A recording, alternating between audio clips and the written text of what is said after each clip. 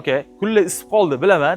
Go'shtli mahsulotlarni yoki sutli mahsulotlarni saqlash uchun savdo uchun mo'ljallangan muzlatgichlar qidirayotgandirsiz. Endi bunaqa muzlatgichlarni chet elga buyurtma berishingiz shart emas. O'zimizda ham ishlab chiqarilyapti.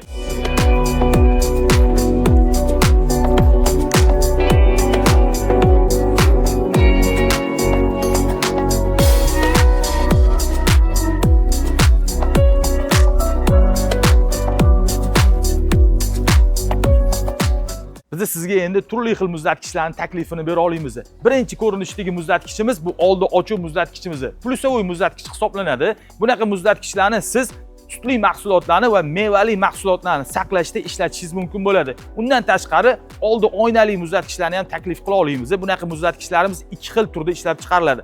Plyusovoy va minusovoy. Plyusovoy ko'rinishda demak konserva bankalari, baliq mahsulotlarini saqlashingiz ham mumkin. Minusovoyda bo'lsa hattoki muzqaymoqlarni, go'shtli mahsulotlarni saqlashingiz imkoniyati bor. Go'shtli mahsulotlarimiz va konserva mahsulotlarimiz uchun bizda banet ko'rinishidagi muzlatgichlarimiz ham bor. Bu muzlatgichlarimizni 9 xil modelda ishlab chiqaramiz. Agar sizga shunaqa muzlatgichlar kerak bo'ladigan bo'lsa, bemalol bizga buyurtma berishingiz mumkin bo'ladi yoki Ashxobod parkining shunday yonida Akfa savdo markaziga tashrif buyuring. O'zingiz ko'zingiz bilan ko'rib, buyurtma berishingiz ham mumkin bo'ladi.